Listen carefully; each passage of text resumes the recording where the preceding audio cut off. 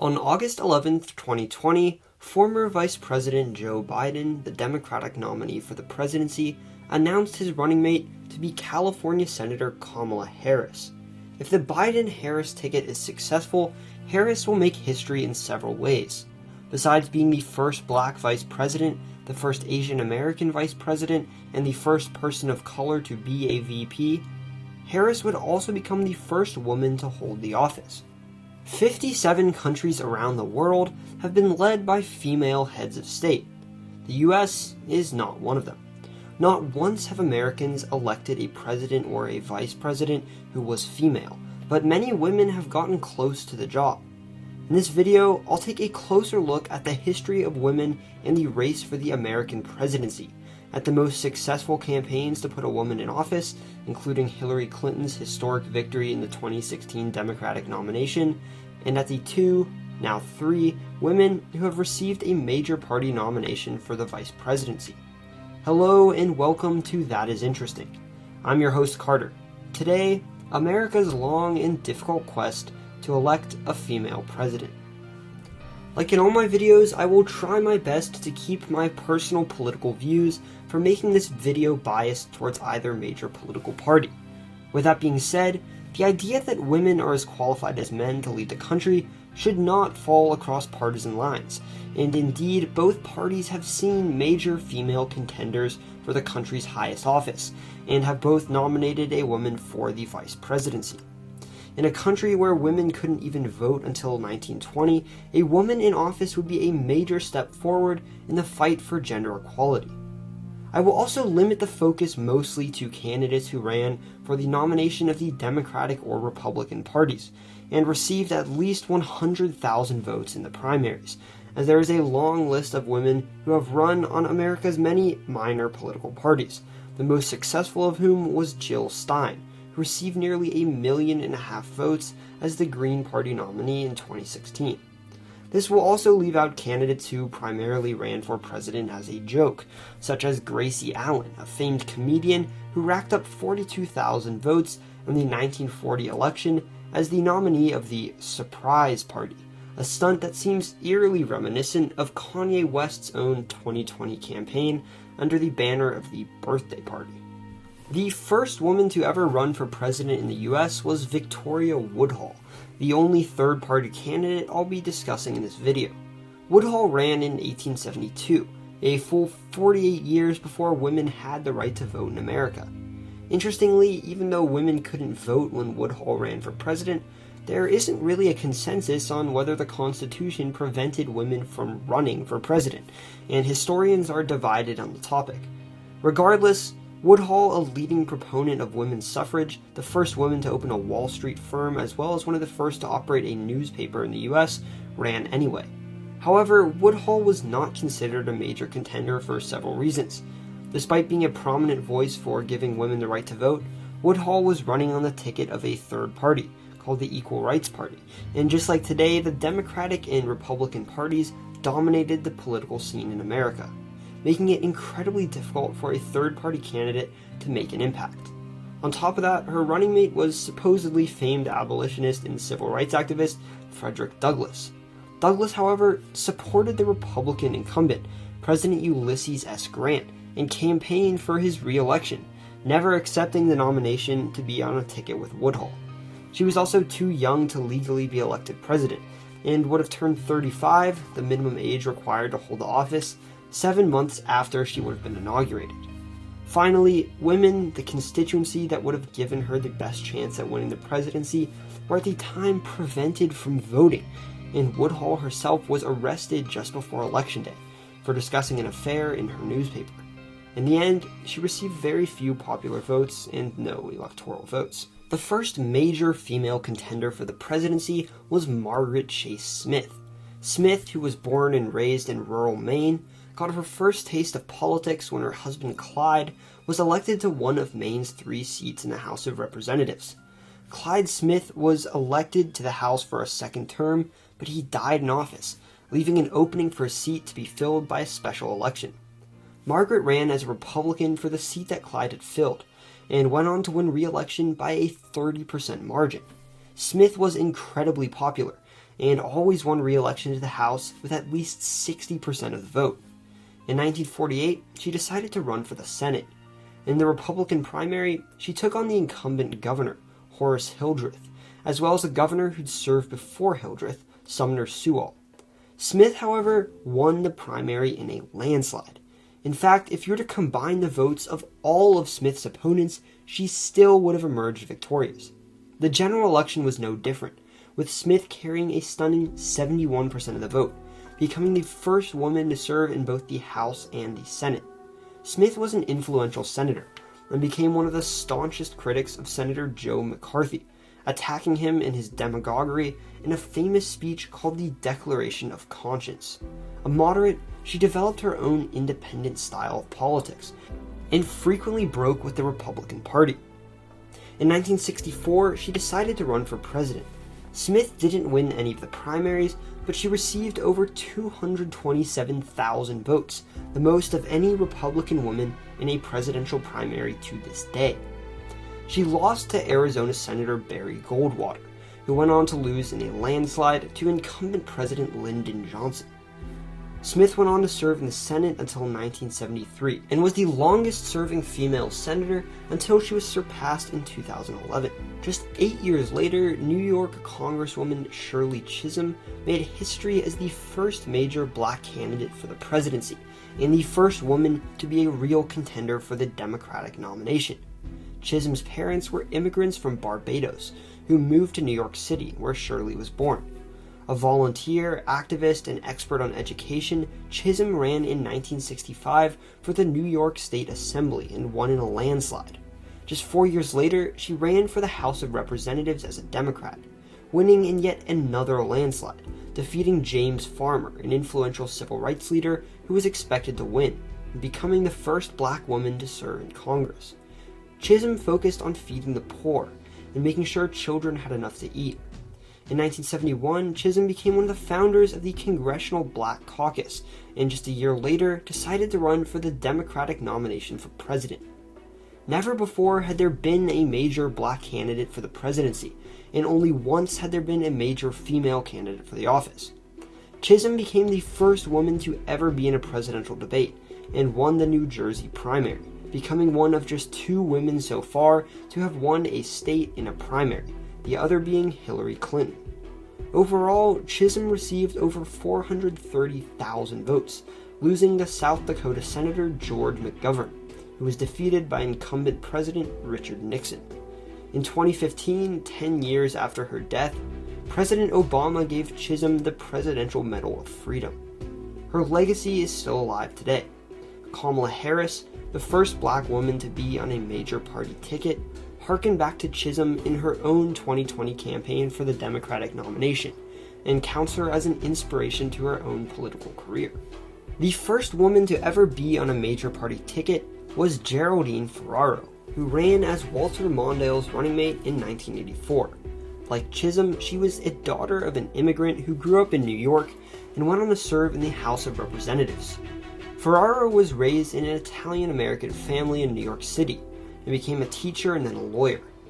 She became a prominent lawyer in the city, advancing to the position of the Assistant District Attorney for Queens. In 1978, she decided to run for Congress as a Democrat.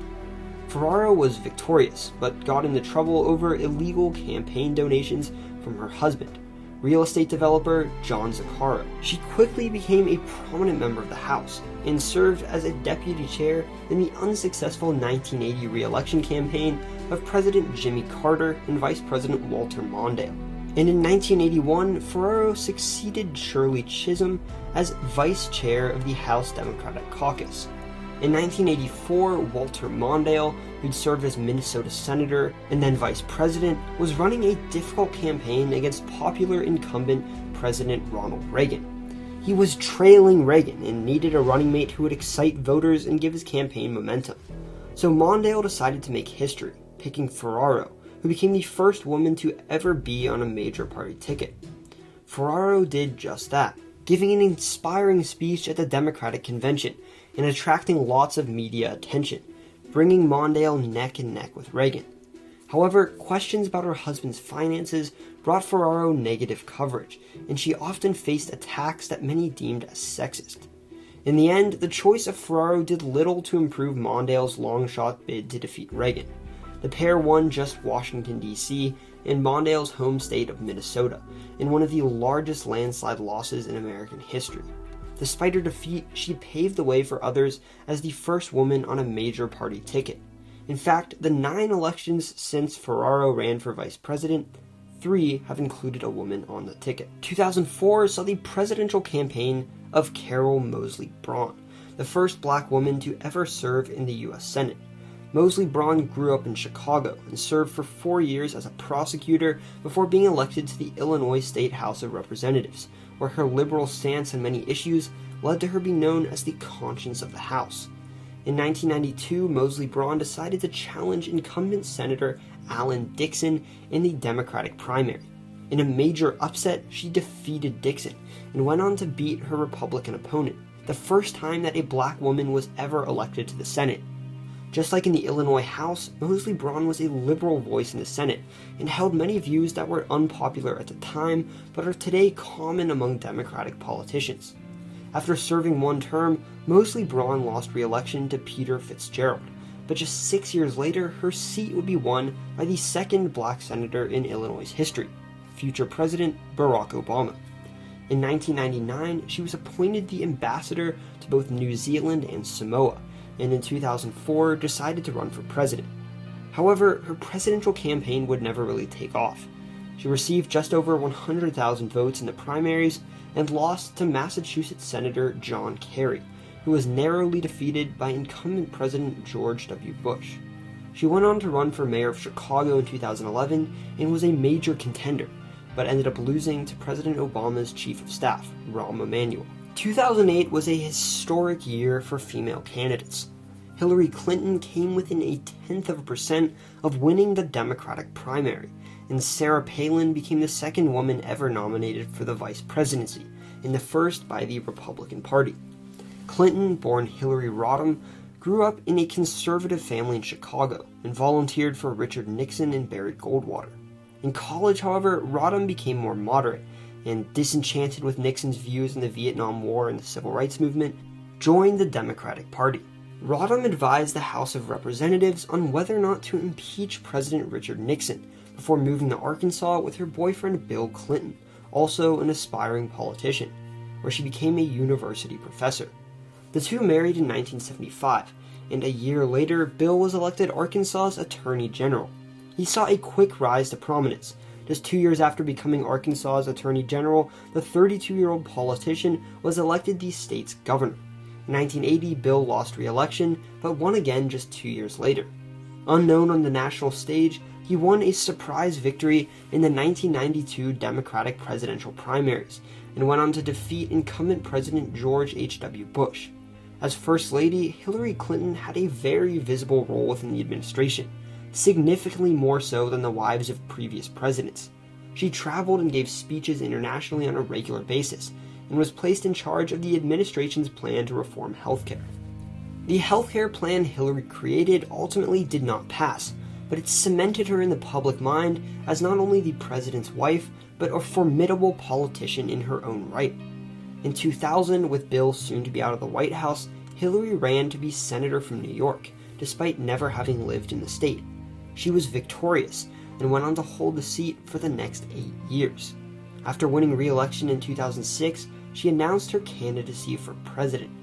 A former First Lady and one of the most well-known senators, Clinton was immediately the frontrunner. But she faced a major challenger. Barack Obama had skyrocketed to national attention just 2 years earlier, when as a young Illinois state senator running for the U.S. Senate, he gave the keynote address at the 2004 Democratic National Convention. After 2 years in the Senate, the charismatic Obama was running for president. Clinton led him in the polls by nearly a 20% margin for much of the early race, but after winning the Iowa caucus, he closed that gap. The race lasted all the way through June, with Democrats across the country split on who they preferred. Regardless, the party would make history, nominating either the first black or first female major party nominee. Eventually, in an incredibly close race, Obama prevailed, surpassing Clinton by just 0.1% of the popular vote, although he had a larger lead in terms of delegates. Obama became the Democratic nominee for president and prepared to face off against the Republican nominee, Arizona Senator John McCain. McCain picked as his running mate Alaska Governor Sarah Palin, a figure largely unknown on the national stage, making her the second woman ever to be on a major party ticket and the first nominated by the Republican Party. Palin, born Sarah Heath, grew up in the Alaskan town of Wasilla and became a reporter in the local media, running and winning a seat on Wasilla's city council as a Republican in 1992. 4 years later, she was elected the town's mayor. Palin served as mayor of Wasilla for 6 years, part of the time leading the Alaska Conference of Mayors. After her terms as mayor had ended, Palin ran for lieutenant governor, but lost in the primaries. Just 4 years later, in 2006, however, Palin decided to mount a long-shot campaign for governor.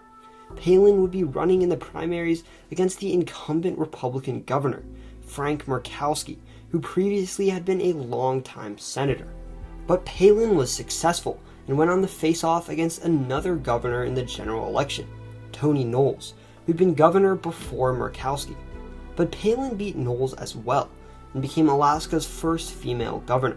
She'd served in the position for just 2 years before McCain selected her as his running mate. The choice of Palin was seen as a bit of a gamble. On the upside, choosing a woman on the ticket could excite voters who were inspired by Obama's historic candidacy, and Palin was a young candidate who most Americans knew very little about, and could bring a lot of attention to the McCain campaign. On the other hand, Palin had gone through very little vetting, and despite a strong convention speech and early popularity, a series of bad interviews led many Americans to see Palin as inexperienced for the job. Ultimately, Obama and his running mate Joe Biden were victorious, defeating McCain and Palin, and making him the first black president in American history. After winning, Obama picked his former rival, Hillary Clinton, to be his Secretary of State, and she served in the high cabinet position for Obama's first term in office. After Obama had been president for 8 years, Clinton was the immediate favorite to be his successor, especially after Biden decided not to run. A small field of candidates decided to challenge the Secretary of State, and most ended up dropping out quickly. But Vermont Senator Bernie Sanders, a progressive candidate who started off with very little name recognition and support, became a major contender for the nomination, and built up a strong and devoted following. In another close race, Clinton was victorious, but a series of leaked emails showed that the DNC favored her campaign over Sanders throughout the race, angering many of his supporters. After securing the nomination, the first woman in American history to do so, Clinton faced off against Republican nominee Donald Trump, a billionaire real estate developer who waged a vicious campaign against her, characterizing Clinton, who'd been in the political eye for decades, as corrupt, specifically attacking her for not using secure email servers as Secretary of State. The fact that her husband had been impeached for lying about an affair led many Americans to harbor long-standing distrust towards the political family. Trump, meanwhile, had his own slate of problems. He was known for making offensive statements, particularly towards women, black people, Latinos, and Muslims, as well as for lying and exaggerating. His policies were seen by many as nationalist, and after it became clear that Russia had waged a campaign of influence in favor of Trump, he openly welcomed their support. All in all, the 2016 election was divisive and brutal, and many people voted for a particular candidate not because they liked them, but because they disliked them less than their opponent. In the end, Clinton won the popular vote, but Trump won the Electoral College, making him the 45th president. 2020 was a strong year for female candidates as well. Massachusetts Senator Elizabeth Warren and Minnesota Senator Amy Klobuchar became the second and third most successful female candidates for the presidency ever, and Tulsi Gabbard racked up a high number of votes in the primary as well. California Senator Kamala Harris, an early contender, was named by Joe Biden to be his running mate. Out of all the women on this list, none have managed to successfully win the presidency or the vice presidency so far, although they have gotten closer and closer every election. This means that if Biden and Harris are victorious, America will for the first time ever have a female president. This is a strong possibility, The majority of Americans feel widespread dissatisfaction with President Trump's handling of the numerous crises the U.S. has been engulfed in since the start of the year, and Biden has consistently led Trump by large margins in the national polls. Of course, there is no telling what will happen, but the question is worth asking. Could America be moving one step closer to electing a female president? Thank you for watching this video, and I hope you learned something new. Subscribe for more content like this. I cover the countries, cities, people, and places of the world and beyond. These videos will leave you saying, "That is interesting."